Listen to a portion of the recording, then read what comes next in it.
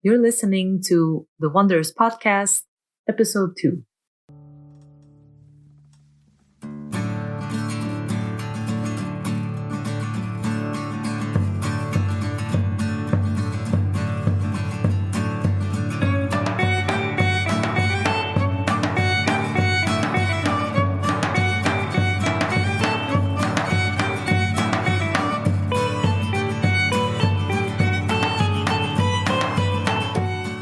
Today we will be hearing from Bart Lunenburg, a 36-year-old Dutchie who will sway you with his big heart and his wanderlust stories. A former soldier in the Royal Netherlands Army, turned gardening salesman, of all things, Bart discovered Romania by accident, in a time when he really needed some changes to happen in his life. As soon as he got to his base in Brașov, he never looked back. Learn more about Bart's quirky Romanian stories, how he found himself throughout his stay in the country, and what he recommends for other internationals who live in Romania. Enjoy!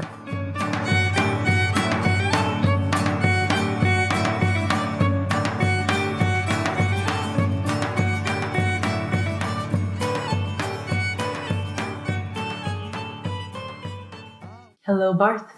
Bună ziua. Yes, that one is good.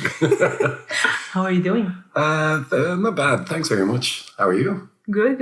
I'm enjoying our chat, and I'm enjoying our chat. We haven't had the chat so far, so... Well, we had our warm-up chat, I'd say. Guys, you have missed some very interesting topics, but I'm pretty sure that the podcast will bring also some interesting things about Romania, about life. Mm-hmm. So let's jump into it. Bart, okay. You are quite the globetrotter. You have visited a lot of places on this planet. What country was the last one that you visited? That was for work. Austria, Vienna, trade show. But it's part of the work now. So now, after all the years of paying for my travel, I found somebody crazy enough to pay me to travel, which is great. But on my own accord, like without work, the last country was Spain, a reggae festival. Ah. Lots of fun. And when was that? This was this summer. Already this summer. And when was Vienna? Vienna was a week ago, 10 days ago, something like this. And when are you planning to visit your next destination? Next week. I'm gonna go leave on Sunday. My job now basically gets me to travel 2 weeks and be home 2 weeks, which is great. Way to kind of balance your social life with your business life and also getting your travel bug fed, so to say.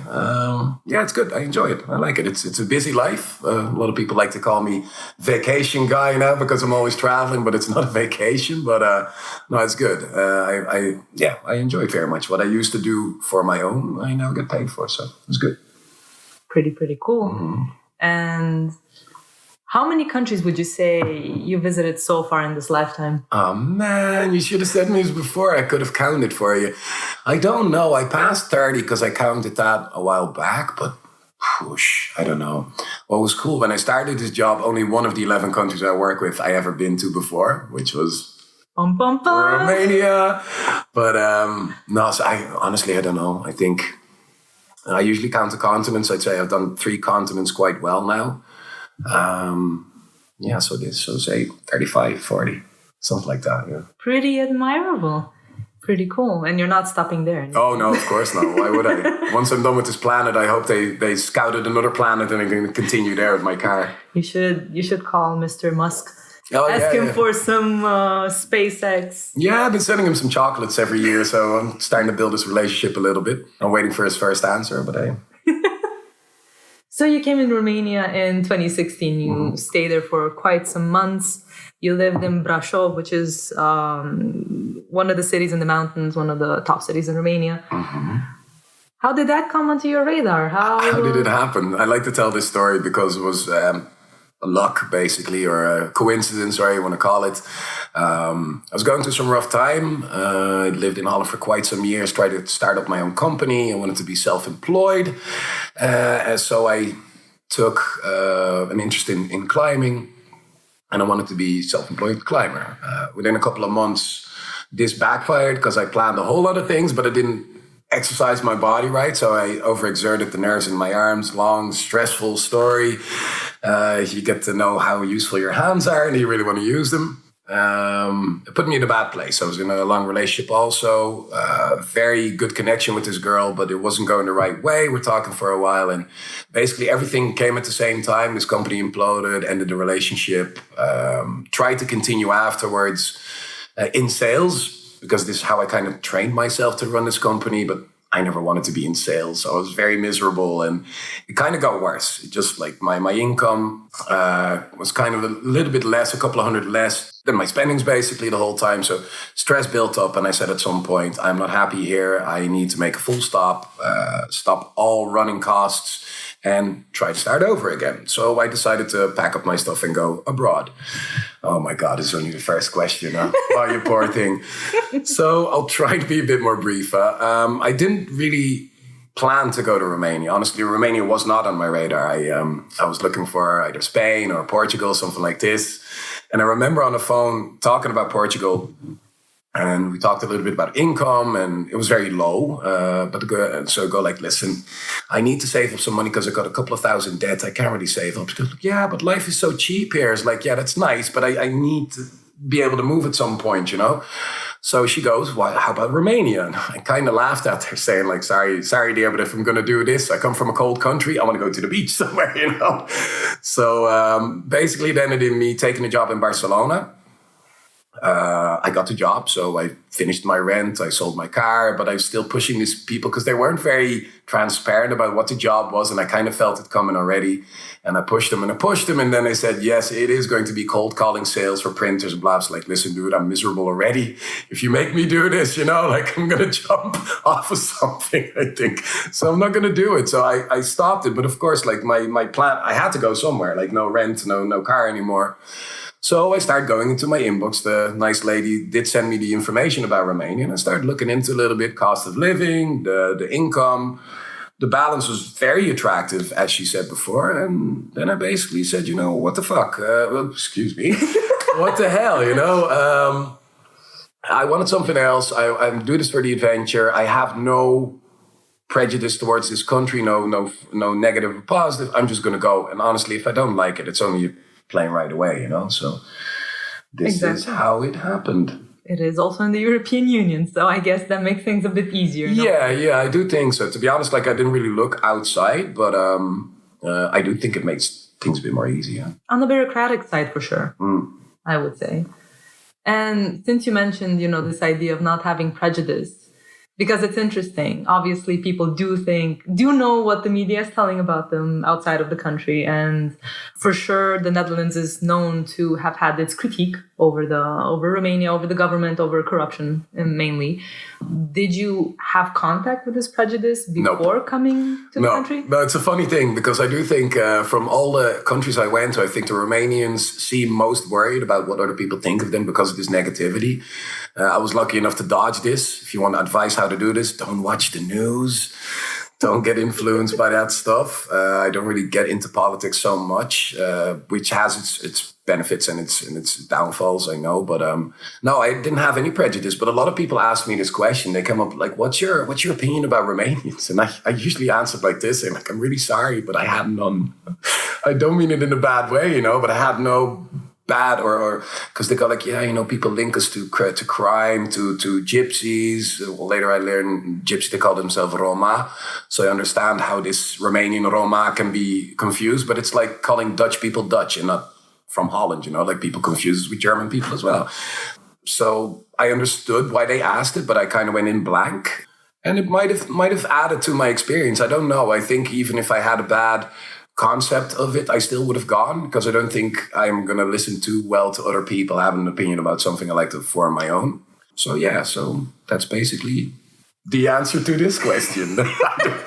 Don't try to be concise in this, huh? No. That's the thing, I think. Don't worry about it. Like I am enjoying it. That's why I'm saying storytelling. Get people into the story. Don't worry. You asked the right guy. Did you have any expectations for your trip to Romania? Like, is there something that you set yourself that you wanted for yourself out of the experience? Well, the time was too short, I think, because I'm not really sure now about the numbers, but it must have been within 1 week or within 10 days of me saying yes to the job, I was in Romania. So there was really no time to prepare for this. He just put me on the plane and they flew me in.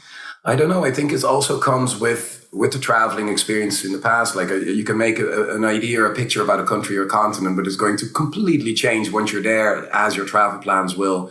So I don't really think I do that too much. I don't think I'm that organized also to do something like this. I'm more of I don't know, like how do you call this? I improvise this kind of stuff. Joie de vivre. Oh, this is beautiful, yeah. How many languages can we put in one podcast? Thank you, French people, for your generous heritage. So this, no, so not really. To be honest, like what attracted me to it was the location of the city. Like I'm all for nature, especially coming from Holland. You know, it's so densely populated. We have no much green or hills or whatever or mountains, and I think this was. Arriving in Brașov, like the first 2 days in Bucharest, to me, it's a capital city. You know, I don't really let that make an opinion about the country for me. But coming into Brașov, man, it's beautiful. I mean, like I can imagine growing up there. You know, like I grew up in a town as well, so we did have some space around us. I'm very happy about this. I'm happy I'm not a city kid. But that, to me, was like a childhood fantasy. You know, like to have these mountains at your doorstep and all these things and. I don't know, like, it was a good place. It's a very nice change of scenery, which was the reason I went, basically. How would you describe the city to other people? How would you picture Brașov? Brașov, to me, is very wealthy, I think, for Romanian standards, for sure. It's popular amongst Romanians, I hear. So a lot of Romanians go there in the weekend. You can kind of tell, like, it's well taken care of. You know, the old buildings are still upright. Location, I think, again, here is most important. Also, you have these other little things that you can do around, like nice places, like Sighișoara, you have the Bran Castle. It's very central. Also, a day trip to Bucharest is easy like this. But I don't know, it's a very calm, especially coming from Bucharest, it's much more relaxed. Mountain people, they say they're more chill. This is not just for Romania. I hear this in many countries where I go, where you have, altitude and stuff. I don't know, I really felt very comfortable there, like with people, also friends of mine speaking, you're going to Romania, are you sure it's safe? Are you bringing guns? This kind of things, really. They said it all, man. I'm just laughing at them. But I felt really safe, very, I don't know, warm, nice place. You definitely had your adventures around the place as well. And for sure, yeah. One of the things that helped you build these adventures and transform the experience from something that, jumping into the unknown and then creating a beautiful adventure, I think, around it. You had the luck of meeting also two particular people. Yes. A Romanian girl and a Belgian youngster at your new work. Tell us a bit about your experience with this group, how you discovered Romania together with them. Mm-hmm. Because on the one side, that's quite the interesting pairing, right? You do have a local and you do have another international that join you in this adventure of discovery. And also Diana, who is from Romania. Still is, yeah. She still is. She still lives there as far as we know. She was not from Brașov. So it's not like there was this kind of discovery period and journey for all of you. So how was that? How did you discover Romania? Because you also went outside of Brașov as well. Very much so, yeah. I usually say, and I'm a firm believer also, that those two people made a big success out of things. I think if we wouldn't have met, I'm not going to say it would have not been a success, but it just made it so much easier. Like I went there also wanting to add some international context, meet some people from different places. You learn so much, from people that grow up in a different way, and they don't even have to be the same age, same sex. I mean, like you can learn from all kinds of people, and especially these two people taught me. They're both about like 10 years younger than I am. We met in the hotel. Basically, the company put us in a hotel for 2 weeks, and we had some time to find a house. I traveled with another Dutch kid. Yes, a kid. Luke's a kid. With another Dutch guy. He wanted to have a place for himself, and I kind of wanted to share. I was kind of happy also that we didn't move that way, because I rather had some international context. And I met Diana one night, Luis the next, and I think the night after we decided to take a house together. So it went really fast, and you had to also decide this quite fast, and we saw a lot of people around us trying to make the same decision and pairing up with other people they didn't really know. most of them failed. And I'm not saying this to flatter us. I think we're just very lucky with our mindset.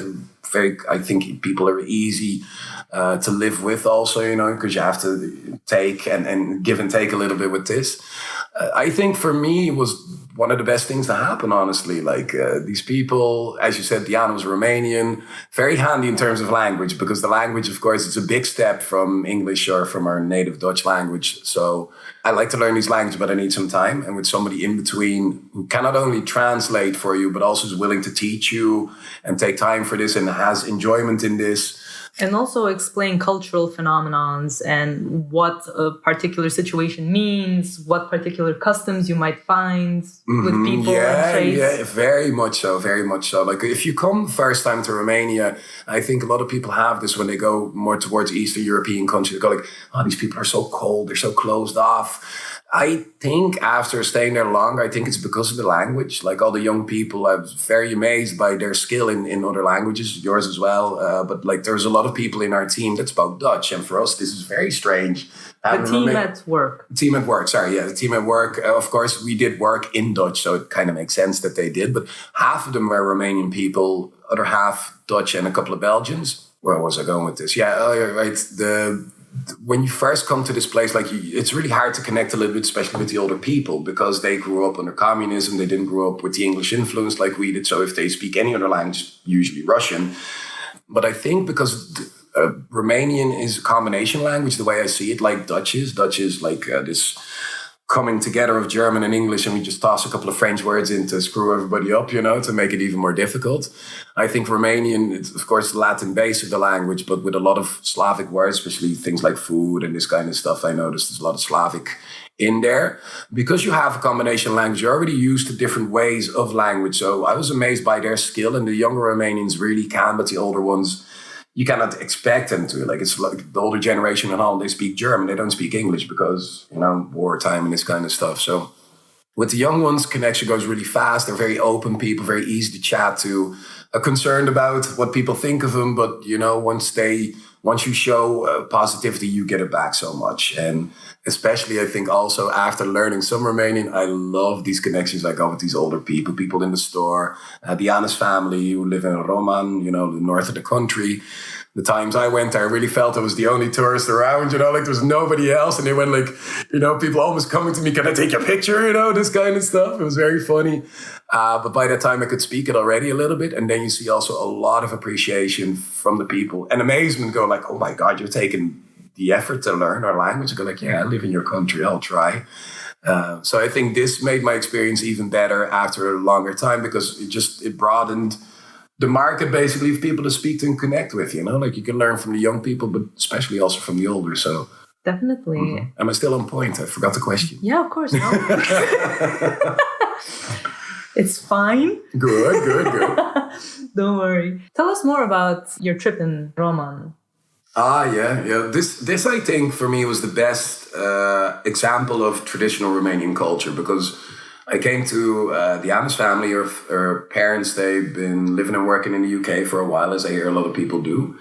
So Diana's had to be very self-reliant from very young age already. She had her family, her uncle and aunt, and her niece of about the same age. She's very tight connection with, and she'd go and visit them a couple of times a year, also for Christmas, these kind of things. And I'd go with her. But having not so much Romanian skills sitting there with her uncle, and I loved it so much. This guy was so passionate. He was very wise, I think, as well. Intellectual man. I could notice, and also Diana said sometimes he says things I don't even know what he says. But it was such a great touch with the culture, like coming into the house, being welcomed into the house, being fed, of course, like until you burst, and then even you cannot say no because there's still dessert and like this, and the palinka and all these, these very typical experiences. But I loved so much. I remember this picture of sitting there, her uncle talking to me in Romanian. I can pick a couple of words, but I can't do so much. Diana would be sitting a couple of meters further playing with her little niece, and under her breath she would be speaking English to me, like to translate what he was saying. It was this chaotic whir of people, and then Claudia coming in with more food, and it's just, I remember this picture really well, saying like, when you get out of the touristic areas and into the homes, I don't think you get a better example of this. And just the friendliness of people, like it warmed my heart, really does. Like, Yeah, that's something that I wanted to ask you. How did you feel being in this environment? Because I think that's something that it's something that we as Romanians pride ourselves with, this idea of hospitality and of genuine connection. That even though, for example, we know that there are families and there are places where people do not speak English, where they do not have any contact with this foreign entity that is happening outside of their country or now in their country as well. So, but they will not stop at that. They will not let, not even language, which is a pretty essential part of communication. Let's say, yeah. They will not let that be a barrier to opening their houses up for people and No, that's a beautiful thing, huh? offering whatever they have, even if they have very little, like maybe a piece of mamaligo or maybe just, whatever drink they brewed from their autumn harvest. Of course, as you all do, right? That's very true. That's very true. We pride ourselves with our homemades. As anything. you should. As you should. No, that is very cool. I do agree. Like, and I think especially saying like going to the north of the country, you see this much more. Of course, in Brașov, they're used to tourism. In Bucharest, they're sick of tourism. As you know, it's a beautiful thing. Like, it really taught myself a couple of things about this because I don't think the Dutch people would act like this very quickly. We're very protective about our personal space and this kind of stuff. And I think also people are much more career driven, much more money hungry, like we're kind of turning into a second US, as many countries get this influence. I don't like this so much. I also don't like structure so much. I remember also like the Alex and Simona. Alex is Dutch born, but half Romanian. Simona is Romanian. And they lived also in Holland for a while and just had to laugh. And Simona would say like, oh, I miss your country so much. All the trees are evenly apart. And I'm just laughing, saying like, you like that? I hate that. Like, I go like, where is, I don't feel connected to real nature it happens. Yeah, and you have that much more there. So again, I'm losing my point. Like, I don't know why I said this. What was your question again?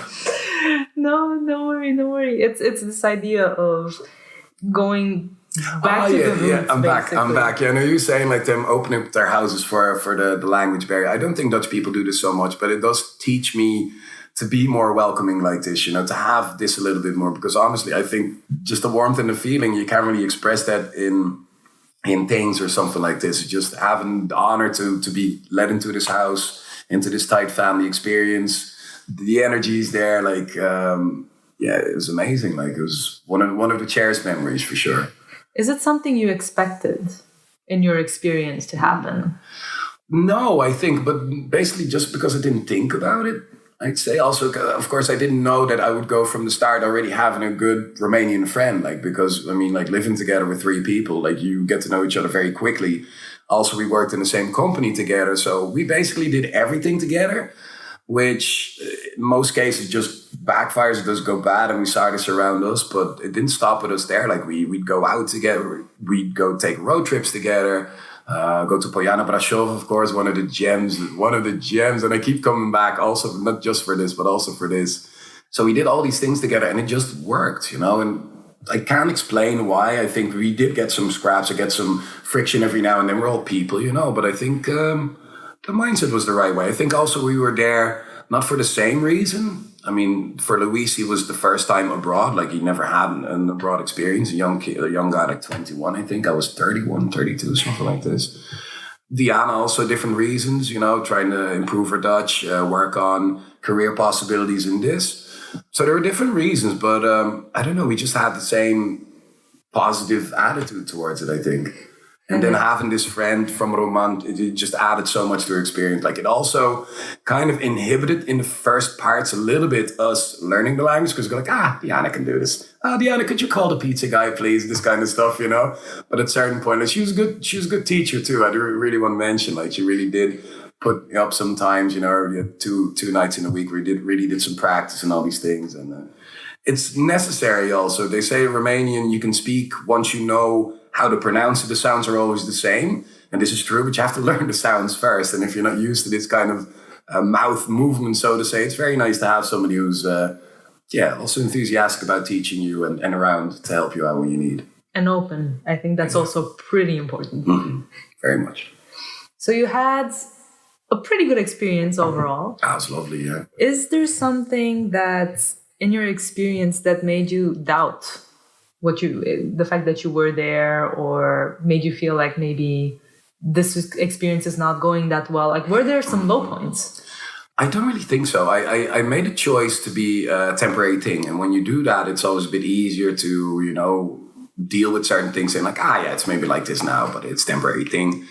For me, usually what I say is because I felt so bad before I went. Once I went, after a couple of days, getting out of Bucharest into Brașov, walking around and seeing all this beauty, I started thinking like, this was a good idea. And after a couple of weeks, I was like, this was the best thing. This is the best thing. I was almost going to curse there. Sorry, podcast. It's the best thing I could have done in this situation. Like, it couldn't have happened better. And honestly, if I would have gone to Barcelona, I think it would not have been as good as it was now.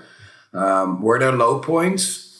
Well, a funny thing maybe also, like I traveled before, and also for longer periods of time. I didn't really have like these homesick kind of issues or missing people. Sorry, friends and family, but they know this. Like, I tell them this as well. I don't mean it in a bad way, but I did notice, because now I had little nephews and nieces from my brother and my sister. These ones were the first ones to get me this kind of homesicky feeling, saying like, I want to see these kids again, So it's a very nice notion to have this, but to call it a low point, no, because I enjoy this. I think like this just makes life worth living, Like, and they're not on the other side of the world. I can visit them if I want. So I don't think really low points. I do think at some point I kind of felt this feeling like I want to move on again. Like, Romania did what I hoped it would do, and even more beyond. Like, I didn't only like turn my situation from negative to positive. I banked some money. I made great friends. I learned a lot, so basically all the boxes were ticked, and I stayed a couple of months longer than the 6 months I intended. But yeah, it was just time to move on, basically. And Brazil travel plans also got in the way, so to say, not in a bad way, but no, but I wouldn't really say low points. I have to think about this now, but no. Sorry to disappoint you. Didn't disappoint me. It's actually pretty cool. Mm-hmm. Cool. Well, I'm glad. I'm sure like everybody has their own experience, but for me, and this is also always the way I say it, like people ask me about this experience. What was your experience? Like, hey, I cannot speak for you, but for me, it was amazing, like you really have to give it a chance. If you also talk about people, like try and encourage them a little bit, go there sometimes for your vacation. If you don't want like the normal, all-inclusive kind of stuff, you want to explore a little bit, adventure, this kind of stuff. It's an amazing country just to drive around, just to do a road trip, and it's cheap, especially coming from the West of Europe, your money goes a long way. And yeah, I try to sell it also a little bit, yeah. After your experience, what can you say that you learned about the Romanian people? What did I learn about the Romanian people? They know how to party. I'd say I compare them a little bit to the part I'm from in the country. Like, I'm from the south of Holland, so not from what we call the Randstad, where Rotterdam, The Hague, and Amsterdam, where basically everything happens. We're a little bit more mellow, a little bit more life enjoyers, the way they say, Woanderers. I dare to say something like this. I do think there's some insecurity about like the way they're seen in the world, maybe about their prospects for a future. But I think they have very big capabilities, what I know in language. This is something that they should exploit. Their language itself, I think, is beautiful, but it doesn't really reach beyond the border. So you do have to, if you want to make it work for you, expand this a little bit. So I think in that part, it's really good. Look, it's a country that still had a very tough history, So you have another place to come from than the way my country was when I was born. But you can basically look at the West and say, like, hey, these things we like, these things we don't. And copy likewise, Don't try to do everything the same. Don't try to turn into us. Please don't do it, because there's no benefit in it. You're just going to be doing the same thing only later. And I think the country itself has much to offer, especially now. I think I see this movement. I feel it myself as well. We're looking a little bit more towards this less organized life. Everything's organized now with computers, with smartphones. There's not a step you can take anymore, CCTV. And for me, it's just nice sometimes to go to my friend Bogdan, who still lives to the south of Cluj. He has a little cottage in the Apuseni Mountains. And this is where I love to go, This is what I think would be a beautiful thing about your country, which you really hope was going to stay there for a long time still, because we're losing these kind of places. And I think this is something to be proud of. I think to have a lot of international capabilities, but also national. Just try to educate yourself and try to think for yourself, don't follow government or rules as easy. Try to use your brain and you'll get somewhere, I think. That's like advice from the heart. Yeah, I'd say so. I'm freewheeling it. I tossed my notes away. I'm just doing it on the fly now. You just feel it from deep within. I'd say so, yeah. I have an interesting question here that goes back to your globe-trotting adventures. Boom, boom, boom. So, obviously, you have also lived in other countries from around the world, like Australia. You lived also in Brazil? No, I didn't live. But you visited quite a lot. You visited Latin America quite a lot. I went to South America, basically the Spanish-speaking countries, for a longer period, for 4.5 months. Brazil, I went now twice. This is also one of the reasons I left Romania. I think you knew. I was also. This is why I think it's so important it's so valuable to make these connections with people. Like, for my first big trip was to Australia. It was after my time in the Dutch Army. So I went from yes sir, no sir politics, the very strict life, to complete freedom. I'm not saying I handled it in the best way. It was a fantastic year. I loved everything about it, but I always say I was the worst backpacker of all because I didn't know how to handle money. I had no responsibility, apart from what I was taught. But I was still a kid. Like, I came out when I was 21, but in the army, you do learn a lot of things, very valuable things, and it's one of the best things I've ever done. For me to shape my the way I look at life, I'd say, and the way I trust in myself. But then going to Australia, I lived there for about a year, and I made some friends. Like, 2 friends really stuck with me, 2 Irish friends. Luckily, they're close. So after returning to Holland, after I think 2 or 3 months, they're already knocking on the door. Hey, guy, we're coming here to visit you. So we had a week in Amsterdam. Then next year I went to Dublin, and we started doing this year after year after year. Solid friendships. And this guy, there was a guy and a girl, Fieg, he got involved with a Brazilian girl because they're flooding Ireland at the moment.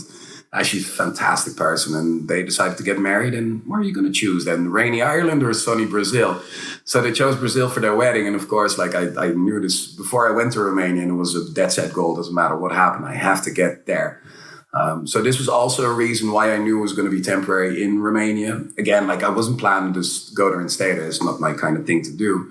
But so South America. What did you want to know about? Basically how I compare it, or? I would say, yeah. So how is your Romanian experience different than, for example, the other countries that you lived in, especially when you think about all these countries having their different flavor of hospitality and dealing with internationals and welcoming you? Well, I think hospitality, I'm thinking more and more, it doesn't really have to do with where you are. It more has to do with the people's way of life. And with this, I mostly mean, are they money oriented or are they non-money oriented? Honestly, I think the best hospitality I get from the poorest people, and also in the poorer countries. It's not a rule for everything. It's very difficult to make a statement that's universal for all the places that you go. But how does it compare? Or what would you say that Romania has, maybe a different nuance, a different trait, a feeling, something that makes it different from, for example, Australia? Or do you think that they're both the same? Well, they wouldn't be the same. They're very different from each other also because they're, I'd say, so far apart and completely different money-wise in this country. Of course, the standard of living is different. And also the culture. Also the culture, very much. They're in Australia, there's a lot of, basically they're a prison colony, most people know. They're dropped there, not in the best of ways. I think the people are very friendly, but also I don't have a color. But apparently they're also they're quite racist. It's hard to say. Please don't take this for all because it's maybe a handful of people make this identity for a whole country. Romanian people should know this. That's why you're always asking me what I think about you guys. But I'd say in terms of hospitality, it's so difficult to say. I've been received so warmly in all these countries, so I can't really say they do this better than they do that. I really don't think. I think the language is a big difference because in Australia you come and you already speak the language, at least if you do English. This makes a big difference just from the start. You have a running start and you can speak to young, old, everybody, and you get a better view of people more willing to talk to you because it doesn't cost them a lot of effort to speak it. It's their native one. Of course, in South America also we didn't have this, but there also I learned, I think there really came the realization, like if you even just try in their local language, you can make all the mistakes you want, but they're going to love you for it, because that's where I noticed it, and in Romania is where I applied it.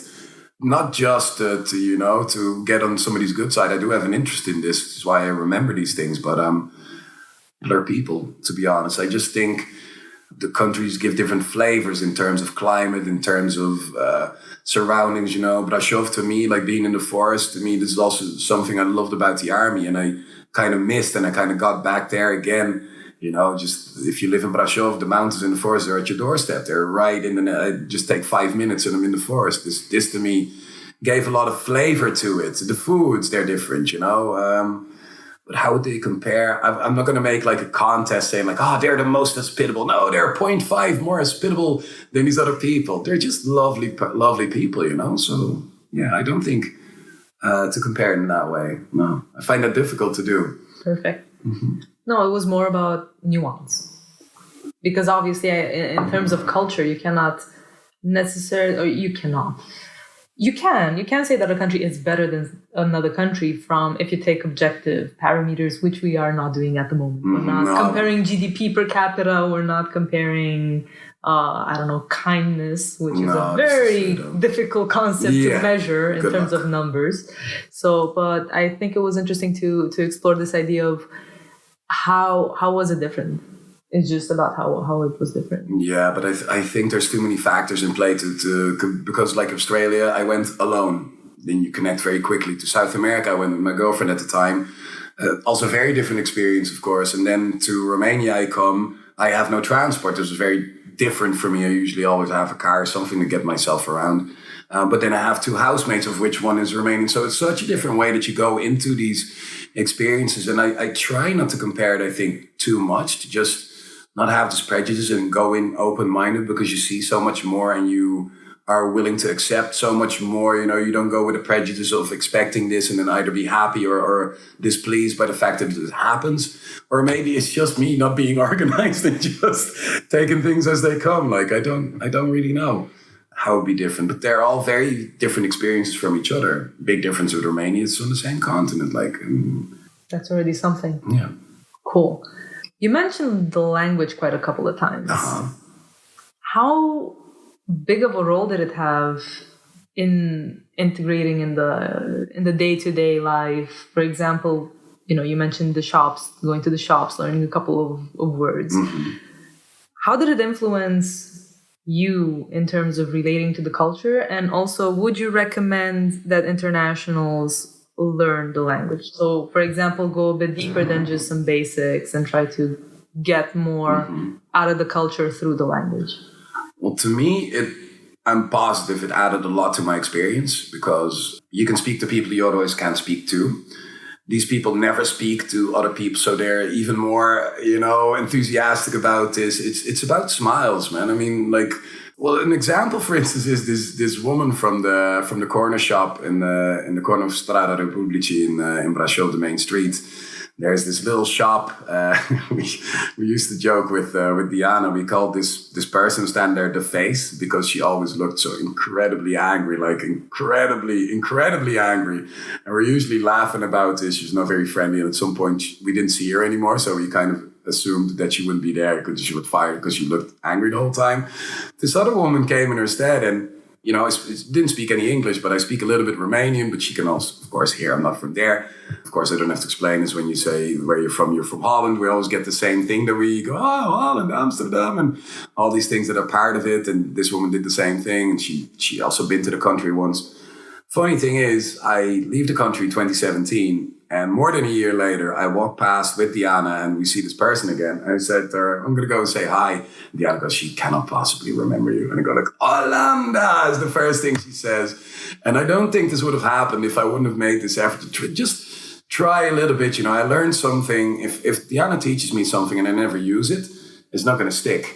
So I just push this out, and I realize I make mistakes. In Spain, I really use this because I make people laugh, because I say things in a wrong way. But isn't it just about making people laugh? Like, they're not laughing at me, I notice this. I see it in their face, see it in everything. Even if they're laughing at me, as long as I'm having fun with it, it doesn't really hurt me so much, because I could say, hey, dude, let's switch to Dutch and let me laugh at you, you know? But so for me, it added so much to this. And I think especially, as I said, with the older people, but I think also the younger people taking this experience from South America, where there's also no English, like, and there's a little bit of Spanish, brings you a long way. In Romania, I didn't have to. I just did it extra.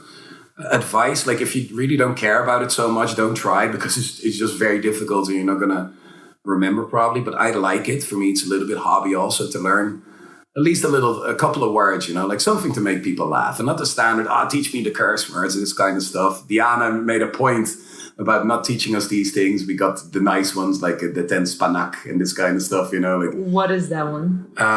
Go up your mother's spinach, as much as I understood it. Like, interesting. And sucho chapa, also this, you know. So she kind of went like what kids would say, and then this is good. This also makes people laugh. A grown man saying "suck an onion," you know, like, okay. Just these unusual words I liked so much, and also like the bit basis of speaking to each other, you know, being able to walk into a grocery store. Also, a funny thing about the language I usually like to tell is I went to this local hairdresser in my street, men's hairdresser, just with the clippers, you know, in and out, 10 minutes. He was brilliant, honestly. Like, I never got as good a haircut as this guy gave me. But I kind of assumed, I'm not sure if I checked if they spoke English, but I kind of assumed, I think he wouldn't. So Diana wrote me a little note the first time I went, you know, like sending your kid to the grocery store to buy some eggs or something like this. And I walk in and I give him the note, and he's looking at me like, and then he looks like, oh, okay, sit. So I sit. He cuts me, fantastic, cost 13 lei. Honestly, in Holland, you cannot get a haircut for €3 or €4. So this is a good thing. I come back every 3 weeks. And during this time, of course, I learned more and more, but I never really got into a habit of talking to this guy. And for me, it was just really a moment to just sit and listen, you know, and keep on getting more words and more words. And I remember the last time I sat down there and I knew he was going to leave, and he cuts me again, and I get up and I gave him like a good amount of extra money, and I said in Romanian something like, thank you very much for all the time here. You're a great hairdresser, something like this. I practiced a little bit to say it right, and I made some mistakes. But the face on this guy went like, oh shit, you know, because they've probably been joking about me when I was sitting there. I would do the same thing, but not in a bad way. But after this initial shock of him, I saw like this appreciation in his face, and like, oh my God, you know, like this guy really made an effort for this. And it just, for me, I don't know, that's what I do it for then, you know, like, for this, yeah, maybe I'm looking a little bit for that, you know, for some affirmation that I do something nice or something like this. I don't do it just to get something back. I do it for my own happiness, for my own feeling. And if it makes me happy to do something good for somebody else, what in the world could stop me doing that? And it's also for the connection, I think. For sure. Because all of these stories, in the end, even the childish sujo chapa and all of that, it's very cute. It brings back memories about people, and it connects you to people. And obviously that gives you a very goosey, heartwarming feeling, bubbly inside. Yeah.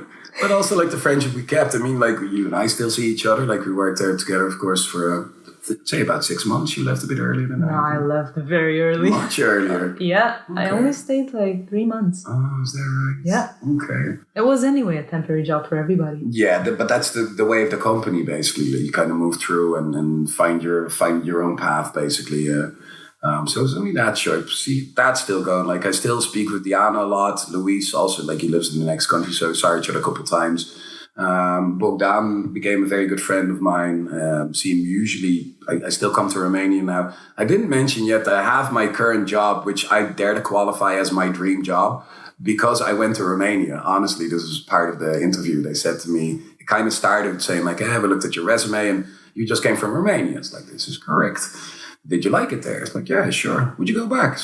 Why not? Like, I had a good time there. Yeah, okay, because the company have a bit trouble to find somebody for this area. It's not just Romania, but also Bulgaria, Greece, Italy. These guys he was a middleman. But basically from there, it kind of developed. And this to me, like, because they saw Romania there, it's like, hey, this guy is there. He has been there already. And he's got sales it. experience. Yeah, he liked it. So I do think that this chance choice, if I would have gone to Spain, they have a separate company in Spain. They wouldn't look for somebody who speaks Spanish. They wouldn't be interested in this.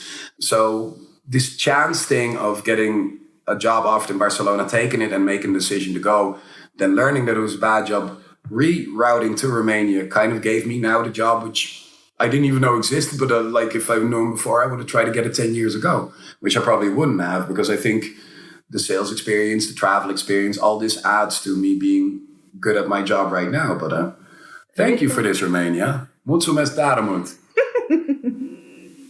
Everything happens when it needs to happen. Everything has a momentum. Yeah, good things, bad things too. Oh, but the bad things we never want to accept, that they also happen for a reason.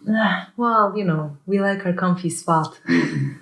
And now, after years of your experience ended in Romania, well, at least the living experience, the very more fixed experience, how has it changed you when you think about it?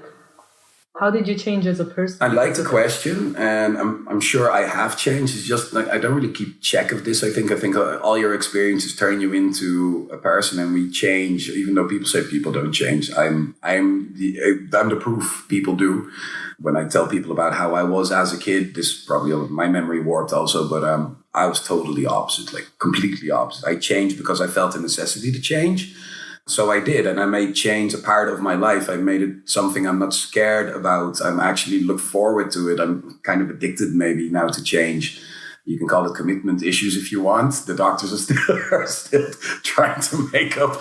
No, I'm kidding now. But how did it change me? As I said, like this point of hospitality really hit me there in Romania. The importance also to make some effort for somebody else before to try to get something from them, with this example of getting the language in. I don't know, man. I think that the most important part is that it made me realize that even though the country doesn't have the economic status as we do, the income we have, the freedoms we have in going around, it did teach me, like, I like this maybe more than what I come from myself. I think a lot of people from my country should go and experience a little bit more life like this, because we get lost a little bit in all this technique and all this advancement, and we never really stand still. We're always running. I notice for myself, this makes me very stressed. And I'm sure most of the Dutch people will either admit to this or have no idea that it's happening, but are also victim to this. So I think Romania should look at their strengths and then exploit this a little bit, and don't try to change towards us. How I change, it's just, I don't know. I have another place in the world that I feel at home. I feel comfortable there. I like to come there. I usually also say, like, I can't really stand radio so much because I can't understand going through Serbia and then through Hungary and all these things and all this crazy chatter. But in Romania, I always turn on the radio. It's also for myself to practice the language a bit. I get the words again, like, the left, right, these kind of things. But I enjoy it very much, and I feel very comfortable there. And when I walk to Brasov, it feels a little bit like home. And I think to have this feeling is very valuable. Like, I don't have this with every place that I go to. It is special. Yeah. To me, it's one of my favorite countries in Europe, to be honest. And I've seen a lot now. I've been to many, so I dare to say I'm a judge now. You do have the expertise. I have my own opinion, so maybe some people go to Romania and have bad experience and they hate the country like this. Like Bolivia, for me, would be a good example of how this can switch. Like we were traveling there with a car by ourselves, so we didn't really have like tourist trips or everything, somebody to guide you. We literally just drove into the country, opened up. We had the rough guide, this Lonely Planet kind of thing. And we just started reading up about the country. On a couple of days before we went in, we come to Bolivia. Bolivia, everything was very cheap. And we kind of counted on this as well. But we got treated really badly by these people for being foreign. Bolivia is an absolutely beautiful country with many gems to go to. Like, you have the Amazon basin, you have the hills, Sucre, beautiful cities, Potosi, mine city up in the mountains, you have Salar de Uyuni, you have La Paz with the beautiful hiking, you have everything in this country to enjoy yourself. But these people, they're so poor, they cannot fathom why you're there. This is at least my take on it. They just don't understand what you're doing there. They look at you, they see just a bundle of money walking around. They either want to rob you or just piss on you or make you pay as much as they can. We had to pay 5 times the amount for gas than we saw it, obviously because we had foreign plaques, Yeah. So these kind of things. And it got to this point that we went to this local festival in this dodgy neighborhood, and we got robbed there. Like, they pulled a laptop out of my backpack. I didn't even notice, but It kind of put a bit of a scare in us. And this added on, this overpaying at the gas station, people just not being friendly to us. We said, this country sucks. We have to get out of this country. I'm completely done with it, So we had a very bad night after being robbed. Like, we didn't want to park the car anywhere, being afraid that the car got stolen, because then the trip would be over. All our money was in this car. So after this night, very rough night, slept in a dirty alojamiento. And I said to Chris, to my girlfriend, listen, if we leave this country now, we are in such a bad state. So we are going to go take a hotel, get one nice relaxed night, good shower, good food, and then at least a little bit positive. We're going to get the fuck out of this country. So this we did. We looked, and instead of taking a hotel, we went to this Echo Lodge, which was honestly a hidden paradise. It was one of the most beautiful places I've ever slept. These little houses were built like in the Andean cross. It was very, very special place also. They said people came there to do energy measurements from National Geographic. I don't know what. Like, it was supposed to be a place to come to yourself a little bit. And we just felt this. Like, we went for one night. We stayed 3. Again, it's called El Poncho. It's close to Cochabamba, the city in the center of the country. If you ever want to look it up, if you're there, please do. And in this couple of days, it just changed our mindset from we hate this country. We just were reloaded with new energy. We continued our trip. Like, we already did the Potosi and the Salar de Uyuni, the Salt Flats. You've probably heard of this. And we continued our trip. And honestly, like, the things we experienced still afterwards in La Paz and around La Paz, we wouldn't have want to do without it. But this is how your idea of this country can just change by whatever happens to you. If they would have never robbed us, we would have never found that place. And now afterwards, we said, this place was such a magical place. It's in my top 5 of places of all that I visited there in 4.5 months. It wouldn't have happened without this bad thing happening. And then you can judge people for how they treat you, but then think a little bit back. Why would they do this? Like, maybe they have a good reason to do this, foreign influence. Like, Bolivia didn't really come out well with the Chilean war. They have no coastline, they have no commerce. There's a lot of things for these people, reasons to feel bad. And then you come there throwing your money around the way they see it, like, I'm not rich, I'm not born rich. I always have to work for everything I have. But they don't see this. So I can judge them for them judging me. But I think this taught me to be a bit bigger character. And I think also this makes me go into Romania not preconceived, saying like, people say this, so it's probably true. Because if you do that, you close doors for yourself. It's a waste. Definitely. And it's very interesting how much influence people have on the experience. Yes, for sure. Because in the end, also what made Romania such a success, like you said, were the people, were their welcoming families, was this idea of even if you made mistakes in Romanian, they would appreciate the fact that you even dare to speak something in their language. And very patient, extremely patient. This uncle of Diana, he would explain again and again and again. And I did see this before. Like, I am not a person known for my patience. And I think this is like a country trait maybe as well, because we're so career driven and everything has to be fast and perfect and even better. And for me, most valuable to kind of change a little bit towards these people, a little bit of Romanian influence in my character. I do notice I'm much more relaxed, and I think in my work and in many things this benefits me, being in traffic, not getting all stressed out. This is still something I personally have to watch for myself, because it shortens your life, and it's a shame. There's really no point, and a little bit of pressure can be good, but I don't believe people saying like they do better things when they're stressed out. I cannot believe this, because you're not going to do it with a smile, and everything I do with a smile usually ends better. Yeah, definitely. Yeah. So the people for sure made a big impact. As I said before, like without Diana and Luis, without having this, if I would have shacked up with somebody who really like started bumping, I can be a very difficult person, as I can be a very easy person as well. It just depends on how you rub me. That was the biggest influence. Keep saying that. Yeah. And we're at the last question of the podcast. Wow. Is there still people listening, honestly? I'm impressed. Well, I hope so. Because the last question is geared towards internationals. What would you have as pieces of advice to people who either want to discover Romania, or they know something about the country, they might want to go there, they're not really sure? Okay.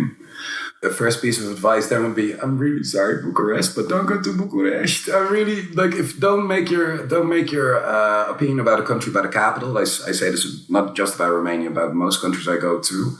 A piece of advice I think is take some time. Don't try to book everything in advance. Like go somewhere and then find out what to do. Most things you don't have to book, which is great because again, like I'm not very organized. I hate to do something that like pay something that I'm going to do in a week. It doesn't work for me. So concerts, not my thing, you know, even though I would like. But don't try to organize it too much because the country is not so organized. And if you're very organized, you're just going to get robbed a little bit, you know. Depending on how long you go, like if you go for a vacation 1 or 2 weeks, don't bother with the language. It'd be fun to have like a bună dimineața, say good morning or a thank you, something like this. These little things already would make a big difference in how you leave or enter any shop or place that you go to. Works great for me and I enjoy it and I think you would too. So maybe a little bit of language. Don't just look up to big places, go for the small ones. You know, we did some road trips through the country where we went to the mushroom, I don't know the names anymore, but like the mushroom waterfall they have.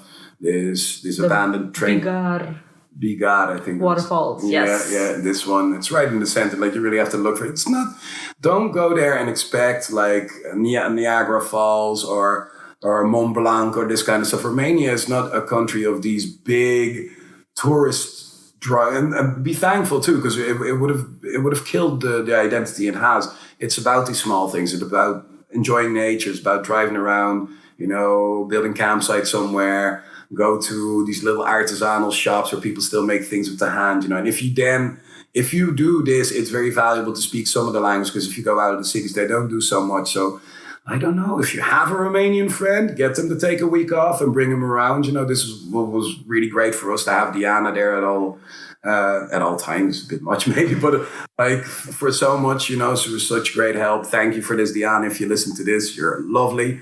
And I'm very happy we're still friends. So Romanian friend, some words maybe, don't worry about money so much, open mind, don't judge by things that you read or something like this. And I don't know, just experience, you know. And if you want to bring back one souvenir, try to make a friend there. And, you know, what they do for you there, you can do for them in your country. Or crazy stuff can happen that in 10 years after meeting them, or 15 years in my case, you can get invited to a Brazilian wedding, you know, you never know. So I don't know. It's what Jesus said, you know, treat people the way you want to be treated. You know, this is just the way. Like, I'm not very religious. Sorry for this Jesus reference there, but I do like this little sentence from the man there. That'd be my best advice, I think. And for the people that already live in the country, what is your advice for them? Well, they can stop asking me what my prejudgment was about their country. I don't think they should worry about it so much. I think any people that go to your country with that in their mind, they're out of their mind already and you really don't need them as a friend, you know. People will always judge before things they didn't know, but it's usually because they don't know what they're talking about. And I'm pretty sure most people will come to Romania and give it the time I did. If they're bad-minded about it, they're going to switch. And if they're clear-minded about it, I believe they come out positive. There's not like anything can happen, you know, but I think in Romania, keep true to who you are. You're really special the way I see it. I don't think there's a country in Europe that I think comes close to you. Well, if I go to other countries, like for instance, mine and Germany, it's really not so much different, you know. So I do think you're very unique, beautiful language, and exploit this, you know. Don't try to change into us. Try to show us what you have and how you do things. I like the fact that a lot of people still in touch with nature. They grow their own gardens. This is kind of the business I'm in now too. And I think Romania also inspired me a little bit to this because I did come back with the idea of I want to have my own garden. And then this company approached me that make plant fertilizers. So it kind of like everything just came together in this job, you know, but it was inspired by Romania, inspired by my friend Bogdan. And actually my plan for the future has not only been inspired by Bogdan and my friends and Romania, the country, but it might even be a part of it. So, yeah, I will keep coming to Romania and I might have a spot there maybe for myself someday as well. A little sneak peek there into my future. But yeah, so for me, very warm place in my heart. It will stay for sure. Well, we'll be very happy to see you back. Yay! Every Whenever 3 you're months. gonna come. Every 3 or 4 months I come back. But we need more shops. no, I'm gonna go advertising. I have a little work to do in Romania, so I'd love our market to grow there a little bit more.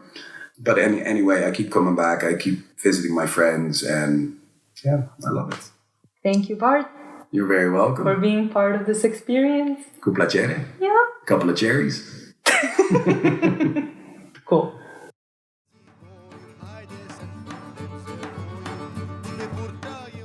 Thank you for listening to episode 2 of the Woanderers podcast. You can find us on iTunes, Spotify, Deezer, and probably any podcasting app of your choice. And did you know that we also post these podcast episodes on YouTube? Go there and subscribe. Then you won't miss out on the latest pod goodies about internationals in Romania. Also, we're looking for future international stories to share on this podcast. Are you someone who experienced Romania to the fullest and want to tell about it on the show? Or maybe you know somebody who is like that? Just write to us at stories@woanderers.com and we'll be happy to listen to your adventures. That is stories@woanderers.com. Thank you. Mulțumesc. Bye bye. And la revedere.